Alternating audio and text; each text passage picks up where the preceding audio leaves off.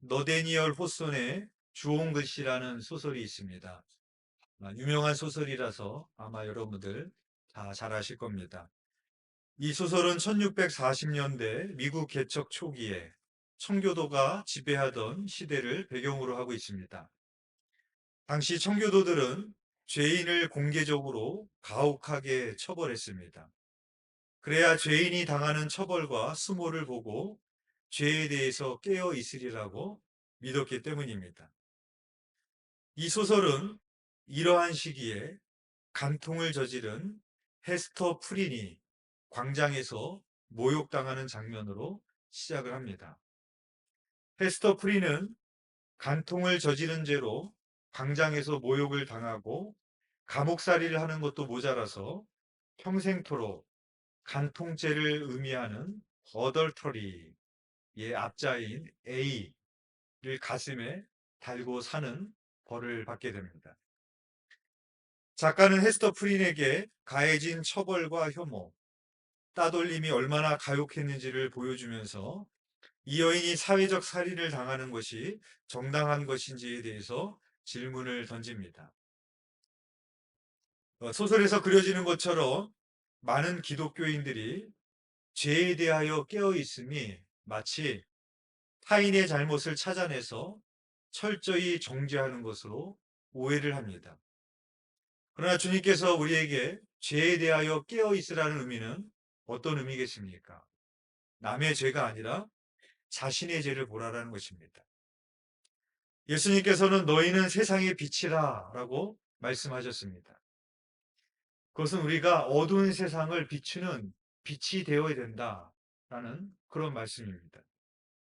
그런데 우리는 자칫 나는 빛이고 세상은 어둠이고 나는 거룩하고 너는 속되고 우리는 그렇게 스스로 오해하고 착각할 때가 많이 있습니다. 그러기 때문에 나는 빛이고 너는 어둠이고 나는 거룩하고 너는 속되니까 세상을 향해서 누군가를 향해서 자꾸 쉽게 정죄를 하게 되는 것이죠. 최근에 그 사김의 기도라는 책을 쓰신 그 워싱턴 한인교회를 담임하고 있는 김영봉 목사님의 SNS에 어떤 슬픔이라는 그런 글이 올라왔었습니다. 제가 한번 읽어드리겠습니다. 얼마 전 알지 못하는 분에게서 메일을 받았다. 티네이저 아이를 둔 엄마인데 큰 아이가 성정체성 혼란으로 어려움을 겪고 있다고 하면서 교회에 그런 아이들을 위한 프로그램이 있느냐고 물으셨다. 우리 교회에 그런 프로그램은 없지만 성소수자 부모를 여러 만나보았으니 내가 만나서 도와드리고 싶다고 답했다. 그 메일에 그분은 만일 우리 교회에 나왔다가 아이의 문제가 교인들에게 알려지면 교회를 떠나야 될지 물으셨다. 이 질문을 읽고 참 마음이 아팠다. 어찌 교회가 어떤 사람에게는 이토록 두려운 곳이 되어버렸는가 싶어서다. 한인 이민교회의 정서를 아시니 교회에 나가고 싶어도 아이의 문제로 인해 정죄당할까 두려워 떨고 있었던 것이다. 그 마음으로 이 메일을 쓰기까지 얼마나 많이 망설였을까? 갈 곳을 찾지 못할까 얼마나 두려웠을까? 그런 글이었습니다. 물론 교회는 성소수자를 향해서 하나님의 창조의 원리에 대해서 바로 이야기해 줘야 됩니다. 타협할 수 없는 부분이죠. 하지만 교회가 그들을 바른 믿음으로 인도해 주고 도와주지 않으면서 정죄만 일삼는다면, 일편적으로 정죄만 한다면, 그래서 그들에게 교회가 정죄될까 봐 무서운 곳이 된다면 그것 또한 교회의 참된 모습은 아닐 것입니다. 어느 이른 아침 서기관과 바리새인은 이름 없는 한 여인의 집 앞으로 몰려왔습니다. 잠시 후 한 여인이 강제로 끌려나와 사람들 앞에 세워집니다. 수치심으로 붉어진 그녀의 뺨은 마치 주홍 글씨의 헤스터 프린이 가슴에 달았던 글자 A처럼 붉었습니다. 오늘 본문 4절 말씀입니다. 예수께 말하되 선생님이여 이 여자가 간음하다가 현장에서 잡혔나이다. 여인을 몰아치는 바리새인들의 목소리는 난폭하고 거칠었습니다. 간음한 현장에서 그 여인을 붙잡아 봤다면 그 현장에는 간음한 남자도 있었을 것입니다. 남자 없이 여자 홀로 간음하는 현장이라는 것은 존재할 수 없기 때문입니다. 그런데 왜 그들은 남자는 마다하고 여자 혼자만 끌고 왔을까? 그들 역시 간음을 즐기던 자들이었기 때문입니다.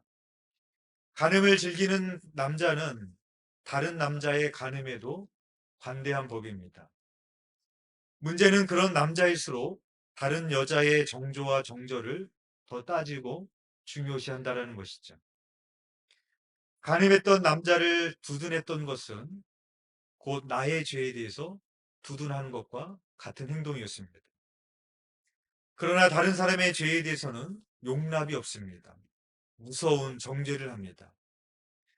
또한 그들은 예수님을 노렸던 것입니다. 오늘 보면 5절 말씀입니다. 모세는 율법에 이러한 여자를 돌로 치라 명하였거니와 선생은 어떻게 말하겠나이까? 라고 말하고 있습니다. 예수님이 이 질문에 율법대로 이 여자를 돌로 치라고 말한다면 예수님의 사랑의 가르침은 헛것이 되고 말 것입니다. 반대로 돌을 던지는 것을 말린다면 율법에 위배되는 것이기 때문에 랍비로 불리는 예수님이 위험에 처할 수밖에 없게 되는 것이죠. 그러니까 바리새인들은 그 예수님을 함정에 빠뜨리기 위해서 이러한 상황을 만들었고 예수님을 고발하기 위해서 이러한 질문을 하고 있었던 것입니다. 그때 예수님은 몸을 굽혀서 손가락으로 땅에 무언가를 쓰십니다. 그 땅에 쓰신 글씨가 무슨 글을 썼을까? 십계명을 썼을까? 아니면 거기 모여있는 사람들의 죄를 조목조목 적어 놓으셨을까? 우리가 그것을 알 길은 없습니다. 그러나 그렇게 잠시 시간을 갖게 하신 후에 예수님께서 일어나서 이렇게 말씀을 하십니다. 7절 말씀입니다. 그들이 묻기를 맞이 아니하는지라 이에 일어나 이르시되 너희 중에 죄 없는 자가 먼저 돌로 치라 하시고 그리고 나서 다시 한번 몸을 굽혀서 손가락으로 땅에다 무언가를 쓰십니다. 너희 중에 죄 없는 자가 먼저 돌로 쳐라. 예수님께서 그렇게 말씀을 하셨습니다. 그때 이 말을 들었던 사람들이 어떤 생각이 들었겠습니까? 죄 없는 자가 먼저 돌로 치라. 나는 과연 이 여인을 돌로 칠 자격이 있나? 나는 이 여인보다 나은가? 그 상황 속에서 그런 생각이 들지 않았겠습니까? 죄 없는 자가 치라고 했는데 이 세상에 죄 없는 자가 어디 있겠어요? 양심이 화이 맞지 않고서는 거기서 나는 죄가 없다고 하면서 칠 수 있는 사람은 아무도 없을 것입니다. 또 그 여인을 치려고 이렇게 모여 둘러싸고 있는데 죄 없는 자가 먼저 돌로 치라. 근데 어떤 사람이 예를 들어서 그 여인을 쳤다고 한번 생각을 해보십시오. 내가 내 자신을 봐도 양심의 가책이 느껴지기도 하지만 다른 사람이 나를 보고 있잖아요. 그렇죠? 다른 사람이 나를 보고 있는데 내가 그 여인을 치면 다른 사람들이 생각할 때 어떤 생각이 들겠습니까? 아이고 저거 뻔뻔한 놈. 지가 죄가 없다고? 죄 없는 자가 치라고 했는데 돌로 진짜 치네? 아이고 저런 뻔뻔한 놈. 나는 네가 지난 여름에 한 일을 알고 있는데 이렇게 하지 않겠어요? 그러니까 다른 사람의 시선을 봐도 칠 수가 없는 거예요. 그렇죠? 내가 내 자신을 봐도 칠 수 없고 그렇게 그런 상황이 됐습니다. 그래서 양심의 가책을 느껴서 들고 있던 돌을 내려놓고 오늘 성경에 보면 어른으로 시작해서 젊은이까지 하나씩 하나씩 떠나갔다라고 말하고 있습니다. 그러니까 어른부터 먼저 떠나갔다라는 말은 어른들이 더 양심의 가책을 많이 느꼈다라는 것이고 그 말은 어른들이 더 많은 죄를 지었다라는 것을 말하고 있는 것이죠. 그리고 그곳에는 이제는 예수님하고 여인만 남게 됐습니다. 그러나 예수님은 이 여인을 정죄하지 않으셨습니다. 오늘 보면 11절 말씀입니다. 대답하되 주여 없나이다. 예수께서 이르시되 나도 너를 정죄하지 아니하노니 가서 다시는 죄를 범하지 말라 하시니라. 말씀을 하십니다. 일본의 봉준호라고 불리는 고레야다 히로카즈 감독의 괴물이라는 영화가 있습니다. 이 영화의 스토리를 보면 간단하게 지극히 평범했던 그 미나토라는 이름의 학생이 있는데, 이 미나토가 어느 날 갑자기 혼자서 머리를 자르기도 하고 엄마랑 차를 타고 가다 갑자기 차에서 뛰어내리기도 하고 갑자기 이해하기 힘든 행동을 하는 겁니다. 그리고 학교에서 길을 다치고 오기도 하고 챙겨간 물병에 흙을 가득 담아오는 이상한 행동을 합니다. 여러분이 부모라면 아들이 갑자기 평상시에 하지 않았던 그런 행동을 한다고 하면 어떤 생각이 들겠습니까? 학폭이구나. 그렇죠?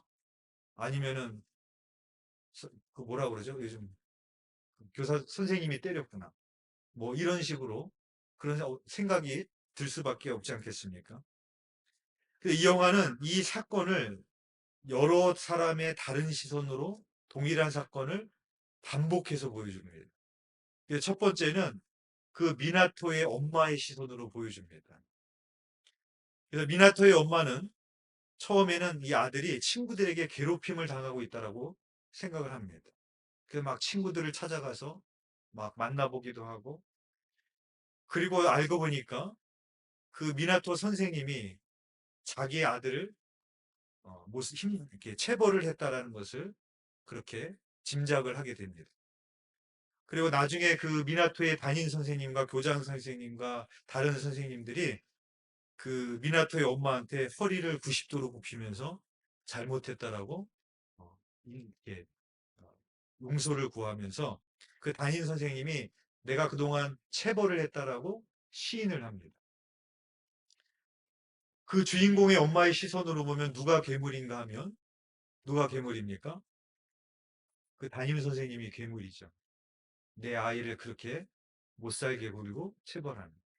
근데 그 선생님이 막 용서를 구하는데 행동도 막 그렇게 잘못함을 느끼지 못하는 것 같아요. 반성의 의미가 없이 그렇게 허리를 숙이는 것을 봅니다. 분노가 끓어오르죠. 엄마의 시선으로 봤을 때 담임 선생님은 괴물이었습니다. 그리고 나서 똑같은 사건을 이번에는 담임 선생님의 시선으로 보여줍니다. 사실은 담임 선생님이 체벌을 했던 것이 아니라 미나토를 도와주려고 했었던 것입니다. 근데 주변 사람부터 오해를 받게 되었고 급기야 학교에 문제가 생기기 시작하고 학부모들이 들고 일어나니까 교장 선생님과 다른 선생님들이 이거를 무마해야 되잖아요. 그렇죠? 그러니까 당신이 잘못했건 하지 않았건 중요하지 않다. 무조건 했다고 하고 시인해라. 그래서 그 부모에게 거짓으로 시인을 했었던 겁니다. 담임 선생님의 시선으로 보면 누가 괴물이죠? 그 교장 선생님과 다른 선생님이 괴물인 겁니다. 그리고 마지막으로 그 주인공인 미나토 본인의 시선으로 진짜 사건의 실체들을 이제 마지막으로 보여주게 됩니다. 이 영화는 누구의 시선으로 보느냐에 따라서 괴물이 달라질 수 있다는 것을 보여줍니다. 더 나아가서 이 감독이 무엇을 말하고 싶었는가 하면 그 영화를 보면서 관객들조차도 누가 괴물일지를 찾고 있는 그 모습도 괴물이다. 그런 메시지를 주기 위함이었습니다. 여러분, 오늘 본문의 상황도 마찬가지가 아닐까요? 이 여인을 잡아 예수님께로 끌고 온 사람들의 시선으로 보면 누가 괴물입니까? 이 음행한 여인이 괴물이죠. 돌로 쳐 죽여 마땅한 괴물입니다. 그러나 예수님의 시선으로 보면 어떻습니까? 예수님은 알고 계셨죠. 자기들도 똑같은 죄인이면서 자기들도 간음하고 행음하면서 그 자리 현장에 남자가 있었지만 남자는 데려오지 않고 여자만 데리고 왔다라는 그들의 불순한 의도를 예수님이 모를 리가 없었을 것입니다. 그리고 그 여인을 데리고 와서 보여주고 질문을 했던 이유는 예수님조차도 정죄하기 위한 고발할 그 의도를 그거를 잡기 위해서 했다라는 불순한 의도를 예수님이 모르셨을 리가 없을 겁니다. 그럼 예수님의 시선으로 보면 누가 괴물입니까? 그 여인을 끌고 온 그 사람들 자신이 괴물인 것이죠. 예수님께서는 우리 가슴에 평생 달고 다녀야 되는 그 좋은 글씨에 나오는 여주인공이 평생 달고 다녔었던 그 좋은 글씨를 이 가늠한 여인이 평생 가슴에다 붙이고 다녀야 되는 음행한 여자, 가늠한 여자, 더러운 여자, 이 글씨를 떼어주려고 예수님이 오신 겁니다. 그런데 오늘날 수많은 사람들이 자기는 의롭다고 그러면서 예수님이 떼어주신 그 글씨를, 그 좋은 글씨를 다시 달아줍니다. 너는 더러워. 너는 이래. 너는 어떠해. 이렇게 정죄하고 좋은 글씨를 다시 달아주고 있지 않습니까? 저 역시 오늘 이 말씀을 드리지만 저 역시 입만 열면은 얼마나 정죄하는 말이 많이 나오는지 모르겠더라고요. 오늘 이 설교를 하면서도 목사이면서도 입만 열면은 정죄하는 얘기. 그래가지고 한 번은 저희 아이들이 그러더라고요. 아빠, 목사가 그러면 돼? 그러더라고요. 우리 애들이 봤을 때도 목사가 그러면 안 될 것처럼 보였나 봐요. 제 아내도 한 번은 그러더라고요. 당신이 괴물이네, 당신이. 정죄하고 있는 당신이 괴물이네. 그렇게 말하고 있습니다. 스바냐 3장 9절에 이렇게 말씀을 합니다. 그때 내가 여러 백성의 입술을 깨끗하게 하여 그들이 다 여호와의 이름을 부르며 한 가지로 나를 섬기게 하리라 라고 말합니다. 여호와의 날에 하나님께서 당신의 백성들을 입술을 깨끗하게 해서 정화시켜서 그 입술로 하나님의 이름을 부르게 하겠다. 그렇게 말하고 있습니다. 이 말씀처럼 우리는 날마다 하나님 앞에 하나님의 이름을 부르며 예배하는 자입니다. 그렇다면 우리의 입술을 돌아봐야 되지 않겠습니까? 정죄하던 입술로, 미움이 가득한 입술로 우리가 하나님을 예배하는 것이, 하나님을 찬양하는 것이 하나님이 보시기에 그것이 마땅해 보이겠습니까? 여러분, 오늘 말씀처럼 늘 여러분의 입술을 점검하십시오. 염려하고, 불평하고, 원망하고, 입만 열면 정죄하고, 그런 입술이 되는 것이 아니라, 그런 말이 튀어나오면 얼른 내 자신을 치세요. 아, 또 내가 이 괴물이구나. 내가 정죄하는 그 사람이 괴물이 아니라 내가 진짜 괴물이구나. 자기 자신을 그 순간순간 정죄할 때마다 돌아보시고 그 입술에는 항상 하나님을 향한 찬양의 입술이 있으시고 감사하는 입술이 되시고 하나님이 기뻐하시는 그런 예배자가 되시기를 주님의 이름으로 축원드립니다. 기도드리겠습니다. 사랑과 은혜가 풍성하신 하나님 아버지, 오늘도 우리가 하나님 앞에 나와 예배합니다.